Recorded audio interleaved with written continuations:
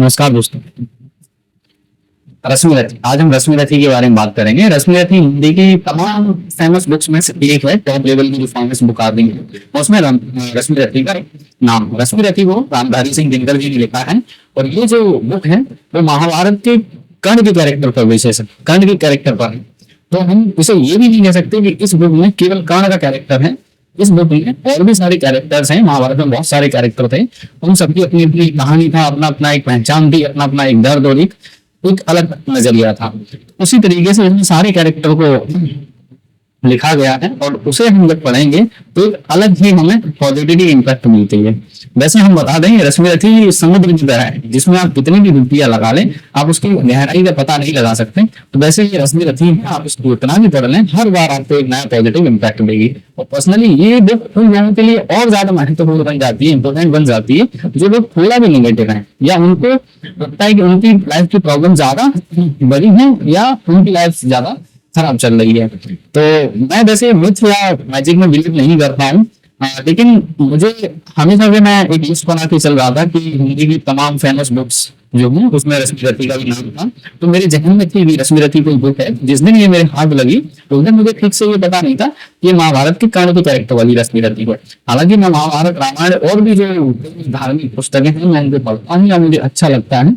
उसका कारण केवल ये नहीं है कि मैं किसी जाति या धर्म से बिलोंग करता हूँ, इसलिए ऐसा मुझे अच्छा लगता है सारे कैरेक्टर को पढ़ना और सारी कहानियों को पढ़ना, चाहे एथिस्ट वाली ही क्यों नहीं है। तो उस पर हम यही जाएंगे, हम किसी पे रहेंगे, किसी कैरेक्टर रहेंगे रश्मि रथी पे। तो जिस दिन मेरे हाथ लगी मुझे ठीक से नहीं पता था कि रश्मि रथी का ये कैरेक्टर पर बेस्ड है। मुझे बुक खरीदनी थी और कहा जाए मैं सच बोलूं उस दिन थोड़ा मैं नेगेटिव भी था, थोड़ा परेशान भी रहा था और हमेशा से मैं नेगेटिव रहा हूँ। मैं कह सकते हैं कुछ लोगों की विजन होता है, देखने का नजरिया होता है, कुछ लोग ज्यादा नेगेटिव होते हैं, कुछ पॉजिटिव होता है। तो मैं थोड़ा नेगेटिव था। मैं ये भी नहीं कहूंगा कि उस दिन के बाद एकदम नेगेटिविटी बुक होगी, बट मैं ये कहूंगा जितनी देर ये बुक तुम्हारे हाथ में है उतनी देर नेगेटिविटी तो नहीं आ सकती आपके आसपास।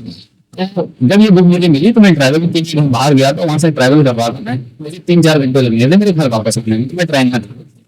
तो मैंने जब उसको पढ़ना स्टार्ट किया तो स्टार्टिंग में जब उसकी पोएम वगैरह जो उसकी जो पूरी बुक है वो पोएम फ्रेम में है, पोएम की बेसिस पे है, कविताओं की तरह है। तो मैंने अंदाजा लगाया कि कविताएं हैं इस पूरी बुक में तो क्या इसमें मजा आएगा। लेकिन आप कह सकते हैं कि किसी भी चीज को आप सामने से देख के जज नहीं कर सकते उसके अंदर की गहराई क्या है या इम्पोर्टेंस क्या है।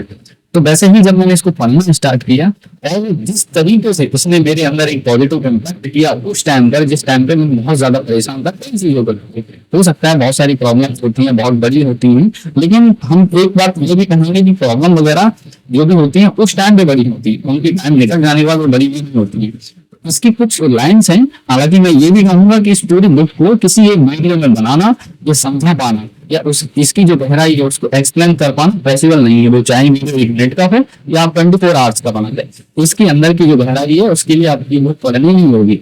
और मैं आपसे यही कहूंगा कि ये ज्यादा बड़ी बुक नहीं है, जिसमें अप्रोक्स 4 साइज का जो पेपर होता है उसका हाफ साइज की ये बुक है। तो अप्रोक्स 190 पेज है और तकरीबन इसकी प्राइस 150 के अराउंड है। तो आप आराम से परचेज कर सकते हैं। और फिर भी आपको लगता है कि आप पढ़ना चाहते हैं तो आप ऑनलाइन जरूर पीडीएफ डाउनलोड करिए, वहां से भी आप पढ़ सकते हैं। और मैं इस बात की गारंटी देता हूं कि किसी भी पॉइंट पे आप इस बुक को छोड़ नहीं सकते हैं। इस बुक का ये एक सबसे महत्वपूर्ण बात है कि आपको पकड़ के रखनी है और इसमें सारे कैरेक्टर की अहम भूमिका है। तो इसकी कुछ लाइन्स हैं आपने अभी सुनी होंगी, हम उस लाइन्स को स्टार्टिंग के तौर पे आपको बता देते हैं, लेकिन उन लाइन्स पे हम ज्यादा आपको आगे नहीं बढ़ाएंगे क्योंकि लाइन्स तो आपने भी सुनी होंगी, मैंने भी सुन रखी थी, लेकिन मुझे ठीक से जब मैंने उसको परचेज किया तो मुझे ठीक से नहीं पता। लाइन्स जो है वो रश्मि रथी की है। तो स्टार्टिंग के तौर पे मैं आपको बता देता हूँ। हालांकि ये जो किताब की जो बुक की जो स्टोरी है वो कर्ण के जन्म से स्टार्ट होती है। उसका जन्म होता है, उसका उसे एक परिवार, फैमिली, लोअर कास्ट हम कह सकते हैं, लेकिन वो वर्ड सही नहीं है। उसमें उसका स्टार्टिंग होती है, फिर वो द्रोणाचार्य के पास जाता है, वो मना कर देते हैं कि मैं तुझे धनुर्विद्या नहीं दे सकता, मैं तुझे ज्ञान नहीं दे सकता। फिर उसके आगे की जो एजुकेशन होती है वो परशुराम के पास जाता है, वहां से ये कहानी स्टार्ट होती है।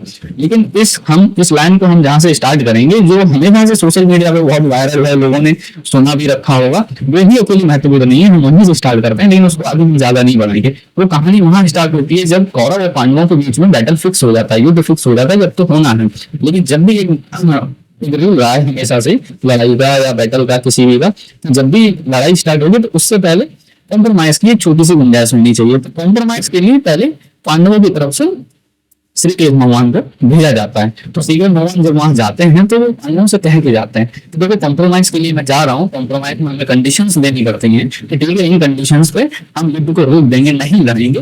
तो कहीं अगर मेरे मुंह से कहीं कोई ऐसी बात निकल गई तो तुम्हारे लिए बहुत लॉसफुल हो, बहुत ज्यादा आपके लिए घाटे का सौदा हो, तो क्या आप एक्सेप्ट कर पाओगे? तो पांडवों ने भी एसएमएस दिलाया कि माधव आप जा रहे हैं तो ठीक है आप जाइए, आप जो उनसे तय कर लेंगे, जो उनसे फिक्स कर लेंगे हम उसको एक्सेप्ट कर लेंगे। तो एक पांडवों की वो रहा पॉजिटिविटी कि उन्होंने देव को आगे, वो सॉरी कृष्ण को आगे कर दिया, माधव को आगे कर दिया कि ठीक है आप जो आप उनके साथ जो भी अगर आप फिक्स कुछ भी हुआ तो हम उसको एक्सेप्ट कर लेंगे। तो श्री कृष्ण जब वहां जाते हैं हस्तिनापुर में तो वहां से कहानी को मैं इस बुक को स्टार्ट करता हूँ, लेकिन मैं इसको ज्यादा आगे नहीं बढ़ाऊंगा क्योंकि काफी फेमस रहेगी, आपने पहले भी सुन रखी होगी। तो श्री कृष्ण भगवान उनसे वार्तालाप करते हैं कि अगर न्याय की बात करें, दे न्याय अगर कोई आधा दे पर इसमें भी यदि बाधा हो तो दे दे केवल 5 ग्राम, रखो अपनी धरती तमाम, हम वही खुशी से खाएंगे पर्यंत पर असीना उठाएंगे। तो उनकी कहानी का मतलब था कि अगर न्याय की बात कर रहे हो तो अब आधा ले लो, क्योंकि 2 भाई थे, धृतराष्ट्र और पांडव, गौरव और पांडवों के बीच में लड़ाई थी, आधा आधा कर दो कहानी खत्म हो जाती है। लेकिन फिर भी अगर आपको लग रहा है कंप्रोमाइज की बात है, आपने कंप्रोमाइज की बात रखी है लोगों के भले के लिए, तो मैं ये कहता हूँ कि आप केवल 5 गाँव दे दो। हस्तिनापुर इतना बड़ा एक राज्य रहा है, इसको हम कह सकते हैं, कंट्री कह सकते हैं उस टाइम पे, उसमें से केवल 5 गाँव, मेरे ख्याल से कुछ बड़ी बात नहीं थी, उन्होंने इस बात पे रखा हम वही खुशी से खाएंगे, आप 5 गांव दे तो हम वही खुशी से खाएंगे और परिजन पर हंसी न उठाएंगे। जो परिजन हमारे जो पूर्वज हैं उनके ऊपर हम हंसी नहीं उठाएंगे। दुर्योधन वे भी दे न सका, हंसी समझ की ले न सका, बेटे हरि को बांधने चला, जो था असाध्य साधने चला, जब नाश मनुष्य पर छाता है पहले विवेक मर जाता है। दुर्योधन जो हटू था, बेवकूफ था, वह वो भी नहीं दे सका उस चीज के लिए हुआ आशीष समाज की। अगर इस चीज को एक्सेप्ट कर लेता तो जो सोसाइटी होती है भला होता, उसको आशीर्वाद देते, खुश हो जाते, वो भी लेना तो हरि के बांधने चला, यानी कि भगवान बांधने चला, जो असाध्य साधने चला, जब नाश भी उस पर छाता है। कहते हैं कि जब आदमी की लाइफ में कुछ गलत होने वाला होता है तो सबसे पहले उसकी बुद्धि खराब होती है, तो जब नाश भी उस पर छाता है पहले विवेक मर जाता है। हरि ने भूषण हिंकार किया, अपना शरीर विस्तार किया, डगमग डगमग दिग्गज बोले, भगवान कुपित होकर बोले, जंजीर बढ़ाकर साथ मुझे, हाँ हाँ दुर्योधन बाद मुझे, यह देख गगन मुझ में लय है, यह देख पवन मुझ में लय है, मुझ में विलीन झंकार सकल, मुझे लय है संसार सकल, अमृत फूलता है मुझ में, संहार फूलता है मुझ में। हरि ने भूषण हिंकार किया, अपना शरीर विस्तार किया। हरि ने मतलब गुस्सा हो गया, भगवान को गुस्सा आया जब उसने उनकी बेइज्जती की, दुर्योधन ने भगवान की बेइज्जती की तो उन्हें गुस्सा आया। हरि ने भीषण हुंकार किया, गुस्से से वो बोले, अपना शरीर विस्तार किया, अपना जो बॉडी है उसको उन्होंने बढ़ाया और एक्चुअल उनकी जो आइडेंटिफिकेशन क्या है या एक्चुअल उनकी एक्चुअल जो उनका शेप था उसमें वो आए और डगमग होकर कुपित होकर नाराज होकर वो बोले, जंजीर बढ़ाकर हाँ दुर्योधन बांध ले मुझे। और उन्होंने ये भी कहा कि यह गगन मुझ में है, गगन मतलब पूरी आसमान मुझ में है, पवन मुझ में है, मुझ में विलीन संकार सकल, मुझ में लय है संसार सकल। तो ये स्टार्टिंग की पॉइंट है, आपने हमेशा जो सुना होगा, हम इसको नहीं छोड़ते हैं। और मैं ये और कह देता हूँ कि इस बुक की कोई भी एक लाइन, एक भी सेंटेंस, एक भी पेज ऐसा नहीं है जिसमें आपको लगे कि इसको हमें अवॉइड करना चाहिए। तो मैं यही कह रहा हूँ इसको कवर करवाना यही नहीं है, हम आगे की कुछ और चीजें, कुछ और आपके टॉपिक हैं उनको आगे बढ़ते हैं। अब जब कॉम्प्रोमाइज की बात खत्म हो जाती है, श्री कृष्ण भगवान को लगता है कि अब युद्ध होके रहेगा, तो श्री कृष्ण भगवान कर्ण के पास जाते हैं, क्योंकि कर्ण ही कैरेक्टर में था जिसके ऊपर दुर्योधन को ट्रस्ट था और दुर्योधन को पता था कि कर्ण उसको जिता देगा और कर्ण के ऊपर उसको घमंड भी था। तो श्री कृष्ण भगवान कर्ण के पास जाते हैं। हालांकि श्री कृष्ण भगवान के ऊपर एलिगेशन लगते हैं कि उनके पास युद्ध रोकने की कैपेसिटी थी या युद्ध रोक सकते थे, तो उन्होंने रोका नहीं। तो वो उस चीज को यहाँ पर पॉइंट किया गया है कि उन्होंने क्या क्या नहीं किया, ट्राई नहीं किया। तो वो कर्ण के पास जाते हैं, तो कर्ण से कहते हैं कि सोचो क्या दृश्य विकट होगा, रण में जब काल प्रकट होगा, पहाड़ शोणित भी तख्त भार, भीतर विधवाओं की पुकार, निरसन विसर बिलनाई दे, बच्चे अनाथ चल रहेंगे। कर्ण से कहते हैं सोचो कैसा दृश्य होगा, खराब टाइम आएगा, रण में जब काल प्रकट होगा, रण में यानी कि बैटल फील्ड में केवल मृत्यु ही दिखाई देगी, मरे हुए भी दिखाई देंगे, और बाहर शोणित की तरफ तख्त भार, बाहर मतलब बाहर की तरफ केवल खून ही बहेगा, और भीतर विधवाओं की दीवार, घर के अंदरों में भी जो विधवाएं होंगी वो रोंगी, औरतें विधवा हो जाएंगी वो रोंगी, और बच्चे अनाथ चल रहेंगे। लेकिन कर उसमें एग्री नहीं होता है, तो वो सूर्य भगवान उसे ये भी बताते हैं कि एक बात और मैं तुझे बता देता हूँ, एक्चुअल में तू पांडवों का भाई है और तेरी रियल मदर कुंती है। और उसको समझाने की कोशिश करते हैं, तो एक काम कर, तो हमारी तरफ आ जा, पांडवों की तरफ आ जा, युद्ध नहीं होगा। तो श्री कृष्ण उससे कहते हैं, पर कौन देश इसमें तेरा, अब कहाँ मान इतना मेरा, चल होकर सब संग अभी तेरे, हाँ जहाँ पांच भ्राता तेरे, बिछड़े भाई मिल जाएंगे, हम मिलकर मौत मनाएंगे। अब तो बिछड़ गया बचपन, इसमें तेरा कोई गलती नहीं था, अब तो इतनी मान ले, अब चल हमारे संग आ जा, और जहाँ पांच भाई हैं वहां पर चलो, सारे भाई मिल जाएंगे और मिलकर आराम से मौज मनाएंगे। तो चल, वो ऑफर देते हैं, वो कोशिश करते हैं कि भाई के नाते ही आ जाए। फिर वो आगे कहते हैं, कुंती का ही तो तनय ज्येष्ठ, बल विद्धि शील में परम श्रेष्ठ, मस्तक पर मुकुट धरेंगे हम, तेरा अभिषेक करेंगे हम, आरती समोर उतारेंगे, सब मिलकर पांव पखारेंगे। यानी कुंती का तू बड़ा बेटा है, कुंती का तू तनय श्रेष्ठ, बल विद्धि शील में परम श्रेष्ठ। बल विद्धि शील, बल यानी कि ताकत, बुद्धि मेंटालिटी, आप स्किल की बात करें, एजुकेशन की बात करें, शील मतलब आप कितनी आपके अंदर पेशेंस है, शील आप श्रेष्ठ, आप उस सब में बड़े हो। मस्तक पर मुकुट धरेंगे हम, तेरे पर मुकुट आ जाएगा और तेरा अभिषेक करेंगे हम, और सब मिलकर तेरे पांव पखारेंगे, सब तेरी सेवा करेंगे, जो भी तेरे भाई। पद त्राण भीम पहनाएगा, धर्माधुन चमर डुलाएगा, पहरे पर पार्थ प्रवर होंगे, सहदेव नकुल अनुचर होंगे, भोजन उत्तरा बनाएगी, पंचाली पान खिलाएगी। जो कहते हैं तो फैमिली पूरी खिल जाएगी। तो पत्र त्राण भीम पहनाएगा, जो पैर की चप्पल है उसे भीम पहनाएंगे, धर्म धृत चमर डुलाएगा, धर्म धृत यानी कि दुष्ट वो धर्म, आप कह सकते मंत्रीगढ़, उन चीज को दुष्ट देखेगा। पहरे पर पार्थ होगा, यानी कि कमांडर जो सेना का होगा वो पार्थ बनाएंगे, तू राजा होगा, और सहदेव नकुल तेरी सेवा में लगे रहेंगे। भोजन उत्तरा बनाएगी, जो कि अर्जुन की या अभिमन्यु की पत्नी थी, उत्तरा बनाएगी, पंचाली आपको पान खिलाएगी। वो ऐसे ऑफर देते हैं। अब क्या दृश्य सुबह होगा, आनंद चमरक जब होगा, सब लोग तुझे पहचानेंगे, असली स्वरूप में जानेंगे।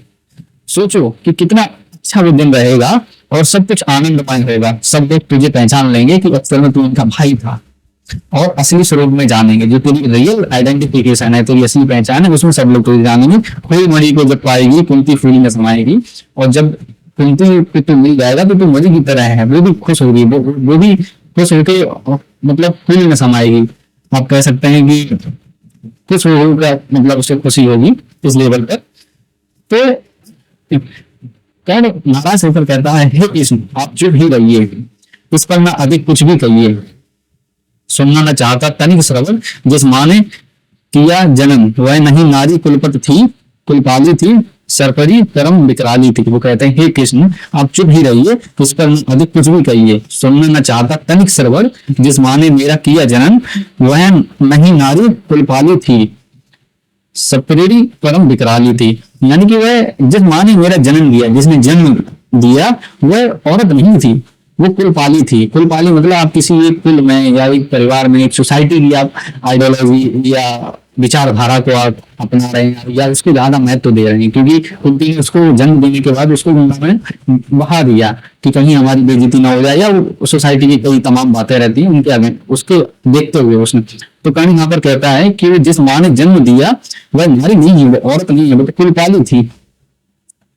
तो पत्थर समान उसका हिय था, मतलब जिस समय उसने मुझे छोड़ा, पत्थर समान लाइक स्टोन उसका हार्ट था।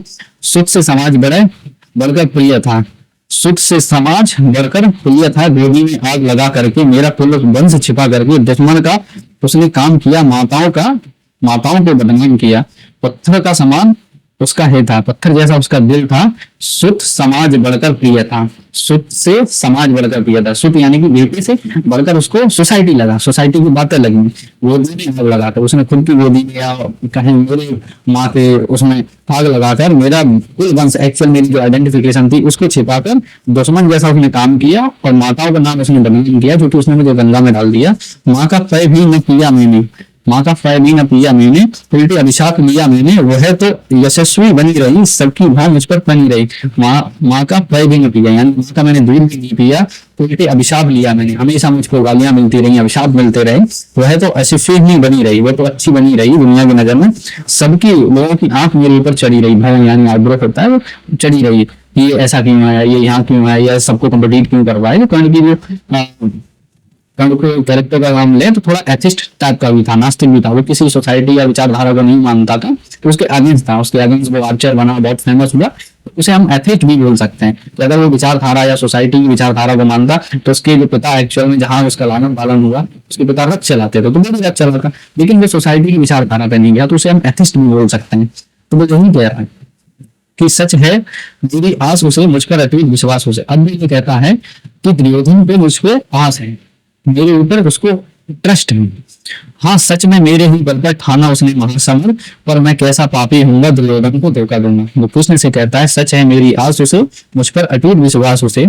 हाँ सच में मेरे ही बल पर ठाना है उसने महासमर, पर मैं कैसा पापी होऊंगा दुर्योधन को धोखा दूंगा। मेरे ही आदत के ऊपर उसने इस बैटल को तैयार किया है, अब मैं कैसा पापी हो जाऊं कि जो उसको धोखा दे दूं। वो मना करता है कृष्ण को। कृष्ण फिर कहते हैं कि फिर वो कहता है कि सम्राट बनेंगे धर्मराज या पाएगा पृथ्वीराज ताज, लड़ना भर मेरा काम रहा दुर्योधन का संग्राम रहा, मुझको नहीं कुछ पाना है केवल शरण मात्र चुकाना है। सम्राट या युधिष्ठिर बनेंगे या पृथ्वीराज को ताज मिल जाएगा, मुझे उससे कोई मतलब नहीं है, लड़ना सिर्फ मेरा काम रहा, दुर्योधन का संग्राम रहा, दुर्योधन जैसा कहेगा वैसा मैं लड़ाई करूंगा, मुझको नहीं कुछ पाना है। किसी केस में उसको ऑफर देता है कि तू राजा बन जा, और तू जब राजा बनेगा तो तू दुर्योधन का भी फ्रेंड है, प्रिय है, तो दुर्योधन को कोई दिक्कत नहीं होगी, पांडवों का बड़ा भाई ये बैटल ही नहीं होगा, तू राजा हमारी साइड। तो वो मना कर देता है और ये कहता है कि मुझे कुछ नहीं चाहिए, मुझे इस बात से भी फर्क नहीं पड़ता है कि धर्मराज राजा बनेंगे या पृथ्वीराज को ताज बनेगा, मुझे तो केवल लड़ना है। पृथ्वीराज चाहता मैं कब हूँ, श्रीकृष्ण जब उससे कहते हैं कि तू राजा बन जा, तुझे राजा बना देते, पांडवों को दिक्कत नहीं होगी, कौरवों को दिक्कत नहीं होगी। वो कहता है पृथ्वीराज चाहता मैं कब हूँ, साम्राज्य चाहता मैं कब हूँ, क्या नहीं आपने भी जाना, मुझको ना आज तक पहचाना, जीवन का मूल समझता हूँ, धर्म के भूल समझता हूँ। वो कहता है कि पृथ्वीराज मुझे कब चाहिए, कौरवों का राज्य मुझे कब चाहिए, साम्राज्य मुझे क्यों चाहिए, क्या नहीं आपने नहीं पहचाना है, और जीवन का मूल मुझे पता है कि जीवन का एक्चुअल में मूल क्या है, और धन दौलत इन सबको मैं धूल समझता हूँ, मुक्ति समझता हूँ। धनराशि भोगना लक्ष्य नहीं, साम्राज्य भोगना लक्ष्य नहीं, भुजबल से कर संग्राम विजय, अमृत समृद्धियों का संचय दे दिया मित्र दुर्योधन का, तृष्णा भी छोड़ न सके नीम को। धनराशि भोगना मेरा वश नहीं, धनराशि से मुझे कोई लेना देना नहीं, साम्राज्य भोगना मेरा लक्ष्य नहीं है, वो भी मेरा कह सकते हैं कि डेस्टिनेशन नहीं है, और भुजबल से मतलब अपनी ताकत से मैं संसार विजय में पूरी दुनिया को जीत सकता हूँ, और अमृत समृद्धियों का संचय दे दिया मित्र दुर्योधन पर, मैंने ये जीवन अपने मित्र दुर्योधन को दे दिया है, और कोई भी प्यास मेरे मन पे नहीं छू सकी है, वैभव विलास की चाह नहीं, अपनी कोई परवाह नहीं, और बस यही चाहता हूँ केवल दान की देव सरता निर्मल, करतल से झरती रहे सदा, निर्धन को भरती रहे सदा। वो यही कहता है वैभव विलास की मुझे चाह नहीं है। अब जब श्री कृष्ण वहां से चले जाते हैं, उन्होंने सारी कोशिश कर ली है, तो अब कैरेक्टर आता है इंद्र का। इंद्र को भेजा जाता है कि कर्ण के पास एक एक्स्ट्रा पावर है, कवच जो कुंडल की, जब तक वो उसके पास है उसे कोई मार नहीं सकता, ये कोई भी बाण या कोई भी तीर उसको भेद नहीं सकता। तो वो इंद्र को भेजते हैं। इंद्र एक्चुअल में जो अर्जुन थे, अर्जुन का जो जन्म था वो इंद्र के आशीर्वाद से हुआ था। इंद्र स्वर्ग के राजा भी थे और देवताओं के भी राजा थे। तो इंद्र को भेजा जाता है कि कर्ण जो भी सुबह में, हर रोज सुबह में स्नान के बाद कुछ दान करता है, आप एक काम करें, आप उनसे उनका कवच कुंडल मांग लो। तो इंद्र आते जाते हैं और साधु के देश में है, तो कर्ण कहता है उनसे, सुबह का समय है, कि भला कौन सी वस्तु आप मुझ नस्वर से मांगो, जिसे नहीं पाकर निराश हो अभिलाष त्यागेंगे, गो धरती धन धाम वस्तु जितना चाहे दिलवा दूं, इच्छा हो तो शीश काट कर पद पर यही चढ़ा दूं। तो कहते हैं भला कौन सी वस्तु आपको चाहिए है, गो यानी कि गाय, धरती, धन, धाम कोई धरती जमीन, धन आपको पैसा, या धाम या कोई जगह, आपको स्टेट, आपको क्या चाहिए, ज्यादा इच्छा हो तो मैं सर काट दूं, आप बोले तो सही आपको क्या चाहिए, देखिए आपकी उसके पॉजिटिव लेवल का। यह कुछ मुझको नहीं चाहिए। इंद्र वो कहते हैं देव धर्म पे बल दे, देना हो तो मुझे कृपया कर कवच और कुंडल दे। कवच और कुंडल बहुत छू गई कर्ण के तन को, पर कुछ सोच रहस्य उसने गंभीर कर मन को। यह कुछ मुझको नहीं चाहिए, देव धर्म पे बल दे, देना है तो मुझ कृपा कर कवच और कुंडल दे। वो कहते हैं कि मुझको कुछ नहीं चाहिए, अगर देना है तो मुझे कवच और कुंडल दे। तो कर्ण कहता है समझा तो यह है और न कोई, आप स्वयं सरकति हैं, देने को आए प्रसन्न हो तो तब में नई प्रगति है। धन्य हमारा श्रेष्ठ आगवक नीच वहीं पर लाया, स्वर्ग से भीख मांगने आज सच ही मिट्टी पर आया। यानी कि समझ गया मैं कि आप स्वयं सरपति हैं, यानी कि आप देव हैं, और देने को आए प्रसन्न हो तब में नई प्रगति है, मेरे तप में मेरी पूजा में एक नई प्रगति है या डेवलपमेंट कह सकते हैं।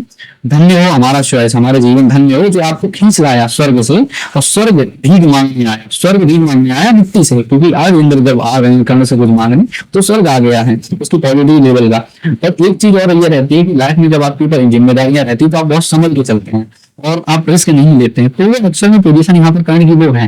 कर्ण को पता था कि उसकी जो पावर्स हैं उसको घमंड था सारी चीजों के ऊपर, केवल कवच और कुंडल के ऊपर नहीं, लेकिन उसको ये भी पता था कि कवच और कुंडल उसके लिए मैटर नहीं करते हैं। आप लाइफ में जब आपके साथ फैमिली होती है, आप संभल के चलते हैं, तो आप संभल के इसलिए नहीं चलते हैं कि आप अपना पर्सनल लाइफ देख रहे हैं, आप देख रहे हैं कि आपके पीछे कौन है, आप इस वजह से भी संभल के चलते हैं। तो उसको ये पता था कि हमें संभल के चलना है, और कवच कुंडल की जो जरूरत मुझे नहीं, दुर्योधन को है, ये उसको हेल्प करेगा। उसे इस बात की तकलीफ भी होती है, अतः आपने जो मांगा है दान वही मैं दूंगा, सिर्फ जदीज की पंक्ति छोड़कर जब मैं अयश न लूंगा, पर कहता हूँ मुझे बना न्यास तो छोड़ते क्यों है, कवच कुंडल लेकर प्राण छोड़ते क्यों। आपने जो मांगा है मैं वही दूंगा, लेकिन मुझे एक बात समझ नहीं आ रही कि कवच कुंडल ले ही रहे हो तो मेरी जान क्यों छोड़ रहे हैं, इससे बेहतर तो आप मेरी जान ले लेते। उसको तकलीफ हो रही है कि देखो मुझसे कवच कुंडल छीना जा रहा है, ये मेरे साथ फ्रॉड किया जा रहा है। ठीक है, अब देखिए फिर वो कहता है तनिक सोचिए वीरों का यह योग्य समर क्या होगा, इस प्रकार से मुझे मारकर पार्थ अमर क्या होगा, एक बाज का पंख तोड़कर करना अभय अपर को, सुर को शोभे भले नीति है नहीं शोभती नर को। तनिक सोचिए, सोचो वीरों का यह योग्य समर क्या होगा, ये वीरों का योग्य समय नहीं है, यानी कि हमसे कवच कुंडल लेके ये वीरों का समय नहीं हो रहा है। इस प्रकार से मुझे पार्थ मुझे मारकर पार्थ के अमर हो जाएगा, एक बाज का पंख तोड़कर करना अभय अपर को, सुर को शोभे भले नीति है नहीं शोभती नर को। यानी कि जो नर हैं, जो देवता हैं, उनको ये नीति शोभा नहीं देती है। अब वो कहता है कि आप कवच कुंडल भी ले रहे हो, फिर भी मैं आपको बता देता हूँ, उसको परेशान हो रहा है, वो नेगेटिविटी में जा रहा है, फिर भी उसके अंदर एक जिद है पॉजिटिविटी वाली। वो कहता है इंद्र से कि और पार्थ यदि बिना लड़े ही जाए जय के लिए विकल है, अगर वो बिना लड़े ही जय के लिए जीत के लिए परेशान है, तो कहता हूँ इस जय के भी एक उपाय सरल है, कहिए उसे मान की मेरी एक मूर्ति बनवाए और काट कर उसे जगत में चढ़ जयी कहलाए। और इंद्र से कहता है कि आप अर्जुन से कहिए कि वो इतना ही अगर जीत के लिए परेशान है तो कहे वो बना एक मोम की एक मूर्ति मेरी बना ले और उसे काट के दुनिया से कहे कि मैंने कर्ण को जीत लिया है। वो इस टाइप से इंद्र को टीस करता है। अब न कहेगा जगत कर्ण को ईश्वरी भी बल था, जीता हुआ इसलिए कि उसके पास कवच कुंडल था। महाराज किस्मत न मेरी कि कौन अवहेलना किस आपत्ति गर्त में मुझको न ही ढकेला। देखिए अब उसकी पॉलिटिक्स का इम्पैक्ट देखिए, एक तरफ उसको पता चल रहा है उसका गेम फिनिश हो रहा है, एक तरफ से उसके साथ इतना बड़ा फ्रॉड हो रहा है, लेकिन उस टाइम पर क्या कह रहा है कि अब भी दुनिया अगर मैं जीता तो दुनिया में से ये रहेगी कि मैं इसलिए जीता कि मैं मेरे पास कोई एक्स्ट्रा बल नहीं था, अगर कवच कुंडल होता हूँ मैं जीतता तो लोग कहते कवच कुंडल की वजह से जीत गया। तो इसकी पॉजिटिविटी देखिए, पॉजिटिविटी देखिए तो किस तरीके से सोच रहा है कि अब न कहेगा जगत कर्ण को ईश्वर में बल था, जीता हुआ है इसलिए तो उसके पास कवच कुंडल था। और नाम जिसके कारण ही हुआ ख्यात में जब मैं आया है वन विघन सामने आज विजय के मग में, ब्रह्मा के हित उचित मुझ क्या प्रकार छलना था, हवन डालते हुए यज्ञ में मुझको ही जलना था। और जिस दान के लिए मैं हमेशा से फेमस हुआ, ख्यात हुआ, आज उसी दान में वन विघन सामने आज विजय के मग में, वही दान आज मेरी जीत के बीच में आ गया है। और हमेशा से मुझे ऐसी प्रॉब्लम्स क्यों दी, ब्रह्मा के हित उचित मुझे क्या इस प्रकार छलना था, हवन डालते हुए यज्ञ में मुझको ही जलना था, हवन की मुझे ही हमेशा जलाया जाता है। वो कह रहा है, एक तरफ वो रो भी रहा है, एक तरफ पॉजिटिविटी भी और नेगेटिविटी भी। जब आप सिचुएशन में किसी में फंस जाते हैं तो वो सिचुएशन इसकी है, दोनों तरफ से रो रहा है। एक तरफ ये कह रहा है कि मैं तुम्हें कवच कुंडल दूंगा, दूसरी तरफ ये भी कह रहा है कि अगर कवच कुंडल मुझे मिला तो मेरे साथ ये प्रॉब्लम्स क्यों हुई।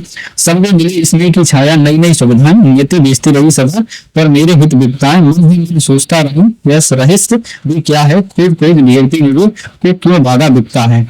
सबके मतलब सब लोगों को, सब बच्चों को नई नई सुविधाएं मिलती, जो सुविधाएं होती है वो मिलती हैं, लेकिन जो नियति है वो हमेशा प्रॉब्लम्स मुझे भी बेचती रही है।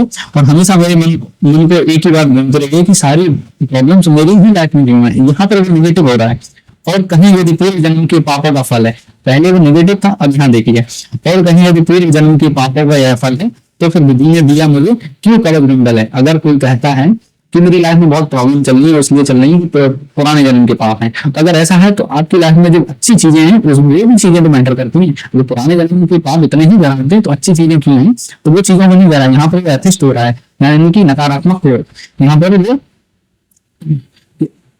और कहीं यदि पूर्व जन्म की पापों का यह फल है तो फिर विधि ने दिया मुझे कवच कुंडल की, मैं समझ नहीं पड़ती वृक्ष की बड़ी जटिल है माया, सब कुछ पाकर भी मैंने यह भाग्य दोष क्यों पाया। तो कह रहा है कि अगर पुराने जन्म के मेरे पाप थे तो मुझे कवच कुंडल क्यों मिले, और ये समझ में नहीं आती है कि सब कुछ पाकर भी ये भाग्य दोष जो मेरी लाइफ में जो प्रॉब्लम्स है वो क्यों मुझे आई है।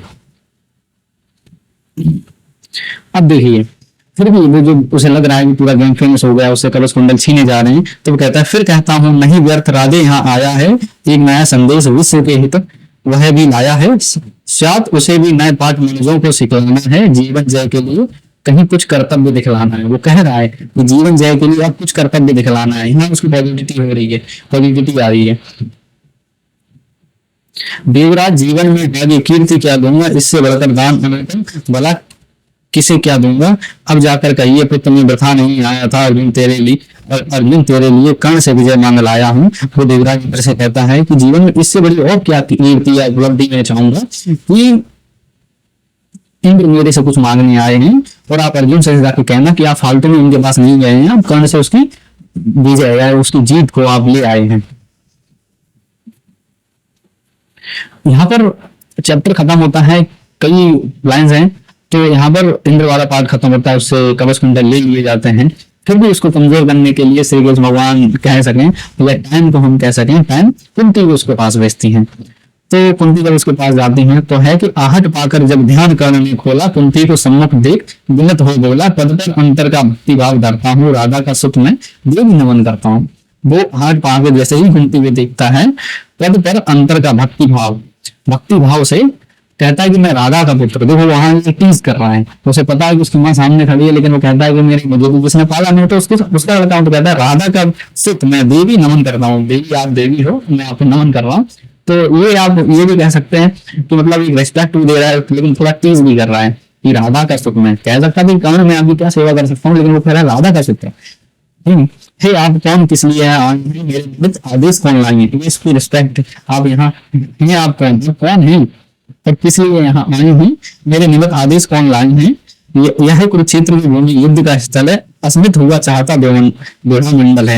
यह कुरुक्षेत्र की भूमि है, बैटल फील्ड है, और अस्मित हुआ चाहता दोहा मंडल। यहाँ दोहा मंडल जो है पूरा संसार अस्मित हो चुका है, उल्टा उल्टा हो चुका है, आप यहाँ क्यों आई हैं।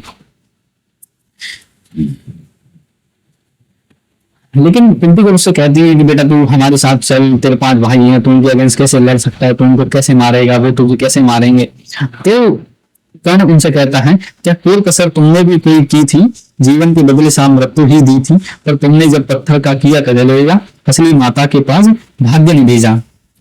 तुमने भी कोई कसर नहीं छोड़ी है। रिश्तों में कई बार ऐसी चीजें होती हैं जब अपने लोग को कोई कमियां नहीं छोड़ते हैं, तो वो वही कह रहा है कि क्या कोई कसर तुमने कोई भी की थी, जीवन के बदले साफ मृत्यु ही तो दी, एक तरफ जीवन दिया, दूसरी तरफ आपने जन्म से डाल दिया। तब तुमने जब पत्थर का किया कलेजा, जब तुमने अपना दिल पत्थर का कर लिया, भाग्य ने असली माता के पास भेज दिया, मुझे राधा के पास भेज दिया, उनके हाथ में लग गया। अपना खोया संसार न तुम पाओगी, राधा माँ का अधिकार न तुम पाओगी, छीनने सत्य उसका तुम आई हो, पर कभी बात यह भी मन में लाई हो, अपना खोया संसार, जो चीजों को तुम खो देते हो पर वो चीजें नहीं आपको मिलती हैं, वो आपको नहीं मिलेंगी। जो राधा का अधिकार है, राधा ने उसको पाल के बड़ा किया है, तो वो आपको नहीं मिलने वाला है। और छीनने से तो उसका तुम आई हो, पर कभी बात यह मन में लाई हो, उसकी सेवा तुमको सुकीर्ति प्यारी, तुम ठकुरानी हो, वह केवल नारी हो। तुमने तो तन से मुझे काढ़ कर फेंका, उसने अनाथ को हृदय लगाकर सेका, उसको सेवा तुमको सुकृत प्यारी, तुम ठकुरानी हो, वह केवल नारी है। तुम ठकुरानी थी इसलिए तुमने कहा हमारी बेइज्जती हो जाएगी, इसलिए तुमने मुझे भाग दिया, लेकिन वो केवल नारी है, मुझे पाल पोस कर बड़ा किया। अब वो यहाँ पर दोबारा टीज करता है कि अर्जुन की जननी कहने के लिए उसके 5 बेटे और हैं, लेकिन उसका जो मेन टारगेट था वो अर्जुन था। और उसने एक आइडियोलॉजी फिक्स करके रखी थी हमेशा से कि अर्जुन फेमस हो रहा है धनुर्विद्या में, आर्चर में। तो उसने ये सोचा था कि अगर वो अर्जुन को हरा देगा तो दुनिया में उसका नाम हो जाएगा, कर्ण से बेहतर कोई नहीं है। तो कंपटीशन उसका हमेशा से अर्जुन के साथ रहा है। तो यहाँ दोबारा वो टीज कर रहा है कि अर्जुन की जिंदगी मुझ न दुख है, ज्यों तो मैंने भी ढूंढ लिया निज सुख है। लाइफ में कई चीजें ऐसी होती हैं, लोग आपसे छूट जाते हैं, तो जीने का तरीका है या वो हम कहीं ना कहीं कुछ ढूंढ लेते हैं या किसी का सहारा पकड़ लेते हैं। वो वही कहता है, ज्यों तो मैंने भी ढूंढ लिया निज सुख है। जब भी पीछे की ओर दृष्टि जाती है, चिंतन में यह बात नहीं आती है। ठीक है,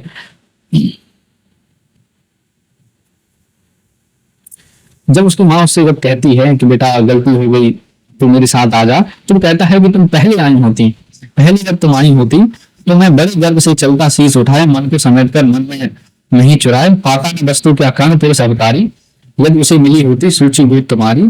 मैं पहले अगर तुम आ गई होती तो मैं गर्व से चलता, मन को समेट कर मन में नहीं चुराए। मैं आज मन को समेट के चल रहा हूँ, मैं ऐसे नहीं चलता। और पाता ना वस्तु क्या कर्ण पुरुष अवतारी, यदि उसे मिली होती सूची गोद तुम्हारी, अगर तुम्हारी गोद मिल गई होती तो सब कुछ मिल गया होता उसे।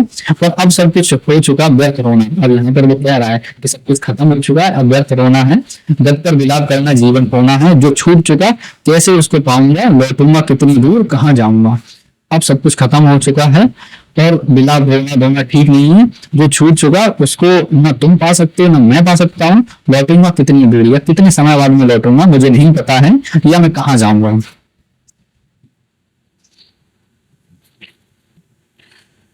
लेकिन जब उसकी माँ उसको ज्यादा प्रेशराइज करती है तो फिर वो कहता है, मैं खूब समझता हूँ नीति क्या है, असमय में जन्मी हुई प्रीति क्या है, जोड़ने ही नहीं बिछुड़ी गुप्त कुलजन से, छोड़ने मुझे आई हुई दुर्योधन से। जब उसकी माँ उसे ज्यादा परेशान करती है, ज्यादा प्रेशराइज करती है, तो कहता है मैं खूब समझता हूँ कि नीति क्या है, क्या तुम्हारी प्लानिंग है। असमय से जन्मी हुई प्रीति क्या है, जोड़ने नहीं आई हो तुम, अपने भाइयों से मुझे मिलाने नहीं आई हो, तुम मुझे दुर्योधन से अलग करने आई हो। उसकी देखो दो कहानियां बन रही है। एक तरफ उसकी माँ कह रही है कि तुम अपने भाइयों को साइड आ जाओ, दूसरी तरफ वो कह रहा है कि नहीं मेरा फ्रेंड है, मैं उसको नहीं छोड़ सकता, क्योंकि उसका कजिन भाई भी है, चचेरा भाई भी है। सिर पर आकर जब हुआ उपस्थित रहनी, भूल उठा सोच कर अंक में तुम मुझे भरने आई हो, कृपया को कुछ दुर्बल करनी हुई। सिर पर जब रण आ गया है, सिर पर जब बैटलफील्ड आ गया है, युद्ध स्टार्ट हो गया है, तो लिखा सोच परिणाम तुम्हारा मन, तुम रिजल्ट भी देख के तुम घबरा गई हो और तुम मुझे बाहों में भरने नहीं आई हो, अंत में तुम उसको भरने आई हो। कुरपत को कुछ दुर्लभ करने आई। कुरपत मीन्स कुरी का जो हेड है दुर्योधन, उसको तुम कमजोर करने आई हो। अन्यथा स्नेह की बेगम यह दारा, तब को मरे जगजोर तोड़ कर कारा, बहुत बड़ा खींचने मुझे न क्यों आनी थी, पहले क्यों यह वरदान नहीं लाई थी। अगर यही बात थी तो ये सारे ऑफर तुम पहले क्यों लेके नहीं आई थी। केसर पर चिंता डाल अभय हो रहना, इस पार्थ भाग्यशाली का भी क्या कहना, ले गए मानकर जन कवच बंदल पे, जननी कुंठन करनी आई रूप बिल को। केसर पर चिंता डाल, केशव पर वो चिंता डालता है, यानी कृष्ण पर चिंता डालता है, और अभय हो रहा है ना इस पार्थ का भाग्यशाली की भी क्या होना, यानी कि अर्जुन जो भी पार्थ है उसका भी भाग्यशाली किस लेवल का होगा कि कवच कुंडल भी ले लिए। उसके बाद जननी जिसने जन्म दिया वो कुंठित करनी आई है मुझे रिप बल से। रिप मतलब आप इमोशनली किसी को आप अपनी तरफ खींचने आई हो। लेकिन यह होगा नहीं देवी, तुम जाओ जैसे भी हो, तुम सुध का सौभाग्य बनाओ, दे छोड़ भले ही कभी कृष्ण अर्जुन को मैं नहीं छोड़ूंगा दुर्योधन को। वो कहता है कि देवी तुम जाओ, कृष्ण अर्जुन को छोड़ सकते हैं लेकिन मैं दुर्योधन को नहीं छोड़ सकता। कुरपत का मेरे रोम रोम पर श्रम है, आसान है ना उससे भी कभी उछड़ है, छल किया अगर तो क्या जब मैं यश लूंगा, प्राण ही नहीं तो उसे और क्या दूंगा। तो कहते हैं कुरपत का रोम रोम के ऊपर, कुरपत मीन्स दुर्योधन का उसके ऊपर रोम रोम श्रम है, उसके ऊपर कर्ज है और आसान नहीं है कि मैं उस कर्ज से उतर जाऊं या कर्ज को मैं वापस कर दूं। और मैं अगर मैंने उससे छल किया तो जीवन में या लाइफ में या दुनिया में मैं क्या यश लूंगा, क्या लोगों से नाम लूंगा। और अगर मैं उसको प्राण भी नहीं दे सका, दुर्योधन को अगर प्राण भी नहीं देखा सका तो और क्या दूंगा मैं उसे। तो यहाँ पर कुंती काफी परेशान हो जाती है, इमोशनल हो जाती हैं, रोने लगती हैं। वो कहती हैं कि इतने दिन से मेरे मन में जो कसक थी, कड़ गई कलक जो कसक रही थी मन में, हाँ एक ललक रही छिन्न जीवन में, थे बोले लाल छह पर माम बिगाता, रह गई सगा पांच ही सुतों की ममता। यहाँ कुंती का भी कैरेक्टर आता है, एक माँ का भी कैरेक्टर आता है कि वो किस लेवल से परेशान है। तो कहती है कड़ गई कलक जो कसक रही थी मन में, एक ललक रही रह गई छिन्न जीवन में, थे मिले छह पर बाम बिताता, रह गई सदा पांच ही की सुत माता। छह पुत्र मिले थे लेकिन मैं पांच की ही रह गई। तुम भी कहती हैं ठीक है मेरी गलती थी, फिर भी कहती हैं फिर भी तू जीता रहा। मैं कहती हूँ तू ही जीता रहा है। देखो माँ की एक तरफ पांच बेटे हैं लेकिन लोग छतवे से कहेंगे कि तू ही जीता रहे। संसार किसी दिन मुझे दिन तुझे पुत्र पहचाने, अब आ क्षण में तुझे अंक में कर लूं, आखिर बार तेरा आलिंगन कर लूं। फिर भी तू जीता रहे, संसार किसी दिन तो तुझे मेरा पुत्र मानेगी। अब आ क्षण भर, कुछ क्षण के लिए, कुछ पल के लिए मैं तुझे गले लगा लूं, आखिरी बार तेरा आलिंगन कर लूंगा, गले लगा लूं। इस आत्म दहा पीड़ा विषण कली को मुझ में भुज खोले हो, दग्ध रमणी को छाती से सूत को लगा तनिक रोने दे, जीवन में पहली बार ढंग होने दे। तो ये कहती है कि छाती से अपने सूत को, अपने मित्र को एक बार लगा के रोने दे, तो जीवन में पहली बार धन्य होने दे। पहली बार जीवन में मुझे लगने दे कि मैं कुछ अच्छा कर रही हूँ। माँ ने बढ़कर जैसे कंठ लगाया हो, उठी उत्किंत पुलक कर्ण की काया, संजीवनी सी छू गई चीजें स्तन को, वह चला स्निग्ध त्रसमोहन कहीं मन को। माँ ने बढ़कर जैसे ही कंठ लगाया, फिर उठी कुंठ पुलक कर्ण की काया। जैसे ही माँ ने उसको कंठ से लगाया, गले से लगाया, कंठ यानी गला, कंठ जो वर्ड है ब्रज और बुंदेलखंडी का एक हिंदी वर्ड है कंठ। कंठ मीन्स गला। इसको आप शिव जी के उसमें से भी देख सकते हैं कि उनका कंठ नीला है, तो वो वहां से भी आता है। तो ये जो भाषा है ब्रज और बुंदेलखंडी है। तो उठी कंठ कुत पुलक कर्ण की काया, संजीवनी सी छू गई चीज कुछ तन में, वह चला स्निग्ध प्रसन्न कहीं मुझसे मन में। संजीवनी सी छू गई। संजीवनी जो थी तो रामायण में एक औषधि के रूप में लाई गई थी, जो कि लक्ष्मण जी को खिलाई गई या उनको लगाई गई, उससे वो उनका जीवन हुआ। तो उसमें कहा गया संजीवनी, संजीवनी जैसा जादू कुछ हुआ कर्ण को, वह चला स्निग्ध प्रसन्न कहीं से मन में, उसके मन में कहीं तो प्रसन्नता होगी। ठीक है, अब आ गई घड़ी है पर पूरा करने की, रण में खुलकर मरने और मारने की। इस समय नहीं मुझ में शैतल्य भरो तुम, जीवन व्रत से मत मुझको विमुख करो तुम। अब कहता है कि अब तुम रुक जाओ, अब वो घड़ी आ चुकी है खुलकर मारने और मरने की। इस समय नहीं मुझको शैतल्य भरो तुम, इस समय इमोशनल मत करो तुम मुझे, जीवन व्रत से मत मुझको विमुख करो। यही भी मेरे जीवन का व्रत है कि किसी दिन तो ऐसा होगा जिस दिन हम बैटल में हमारे जो मेरी स्किल है, मेरी जो धनुष विद्या है, उसका एक्चुअल पहचान होगी। तो मैं यही कह रहा है कि यही वो समय था। अर्जुन से लड़ना छोड़ कीर्ति क्या लूंगा। अगर मैंने अर्जुन से लड़ना मैंने छोड़ दिया, कैसे कीर्ति लूंगा। और उसका एक रीजन था, तो फिर ये भी कहते हैं कि अर्जुन से डर गया था। क्या स्वयं आप अपने को उत्तर दूंगा, मैं खुद को क्या उत्तर दूंगा। मैंने पहले से अपनी एक मोटिव सेट किया हुआ था या डेस्टिनेशन सेट की हुई थी, मुझे अर्जुन को हराना है। मेरा चरित्र फिर कौन समझ पाएगा, सारा जीवन ही उलट पुलट हो जाएगा। मैं अपनी लाइफ से बचपन से मैंने यही फिक्स किया हुआ था कि मुझे एक दिन बहुत बड़ा धनुर्धारी बनना है, आर्चर बनना है। अगर मैं उसी अपनी डेस्टिनी को कैंसिल कर दूंगा तो ये मेरा जीवन उलट पुलट हो जाएगा। तो ये भी एक चीजें रहती है कि आप पहले से फिक्स कर लेते हैं कि मुझे यहाँ पहुंचना है या मुझे वो करना है। अगर उस चीज को, उस डेस्टिनी को, उस जर्नी को अगर आप बीच में छोड़ रहे हैं तो एक्चुअल में आप अपनी लाइफ की, पूरी लाइफ की जर्नी को खत्म कर रहे हैं। तुम दान दान रट रही हो, अभी कर्ण कहता है यहाँ से, तुम दान दान रट रही हो, किंतु क्या माता पुत्र ही रहेगा सदा जगत में दाता। दुनिया तो उससे सदा सभी कुछ लेगी, पर क्या माता भी उसे कुछ न देगी। वो कहता है कि दान दान आप रट रही हो, मैं तो दुनिया को सब कुछ दे दूंगा, लेकिन क्या मुझे आपसे कुछ नहीं मिलेगा। मैं एक कर्ण अतः मांग लेता हूँ, बदले में तुमको 4 कर्ण देता हूँ। छोड़ूंगा मैं तो कभी नहीं अर्जुन को, छोड़ूंगा कैसे स्वयं प्रातम प्रण। तो वो कहता है मैं एक कर्ण, मैं खुद को तुमसे मांग लेता हूँ कि केवल तुम मुझे छोड़ दो, और बदले में मैं तुम्हें 4 दे देता हूँ पांडव। मैं 4 अपने भाइयों को नहीं मारूंगा, लेकिन मैं 5 को नहीं छोड़ूंगा, अर्जुन को नहीं छोड़ूंगा। और जो मेरा लाइफ का जो एक मोटिव था, पहले से मैंने फिक्स किया हुआ था कि मैं अर्जुन को हराऊंगा या मारूंगा, तो मैं उसको नहीं छोड़ सकता। पर अन्य पांडवों पर कृपा करूंगा, पाकर भी उनका जीवन नहीं हारूंगा। अब जाओ हर्षित हृदय सोच, यह मन में पालूंगा जो कुछ कहा मैं उस अपने हृदय में। तो कहता है कि बाकी के तो 4 पांडव हैं, अगर ये मुझे मिल गया बैटल फील्ड में, उनको मैं मारूंगा नहीं। अगर मारने के चांस भी होंगे तब भी नहीं मारूंगा, पाकर भी उनका जीवन नहीं हाला।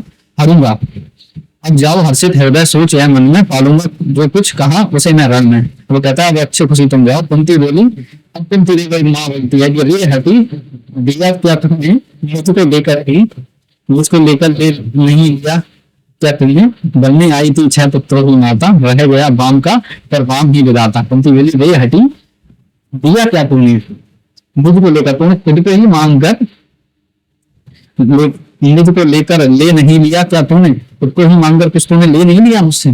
तो माँ से उसका बेटा ही मांग लिया, खुद को ही मांग लिया, तो तुझे क्या लगता है तूने उसको कुछ नहीं दिया, तूने एक्चुअली में उसको लिया है। बनने आई थी मैं छह पुत्र की माता, मैं तो छह पुत्र की माता बनने आई थी, लेकिन मैं रह गया बाम का, पर बाम भी बताता हूँ।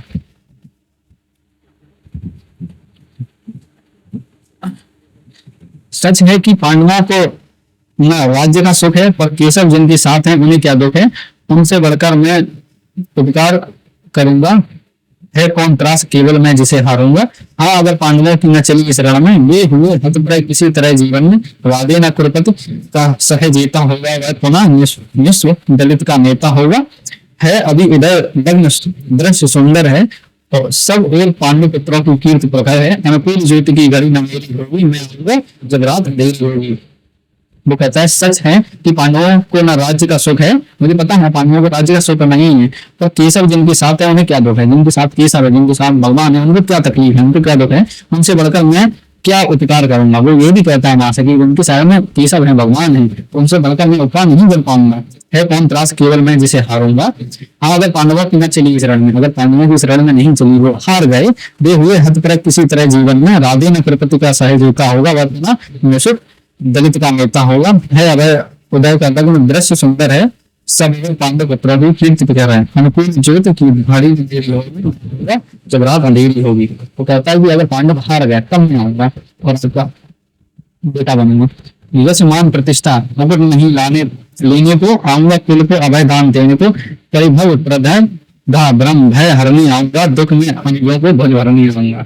वो कहता है कि मैं आऊंगा जब रात अंधेरी होगी। मान लो अगर पांडव हार गए तब मैं आऊंगा, पांडव अगर हार गए तो उनके लिए उनकी दिन और रातें सब अंधेरी ही होंगी, तब मैं आऊंगा। यश मान प्रतिष्ठा मुकुट नहीं लेने को नहीं आऊंगा, कुल को अभय दान देने को आऊंगा। उनको डर या उनका जो तकलीफ है उससे उन्हें मुक्ति देने के लिए आऊंगा, और दुख में अनुजों को, दुख में मैं अपने भाइयों को भोज में भाई नहीं आऊंगा, गले लगाने आऊंगा, तब नहीं आऊंगा।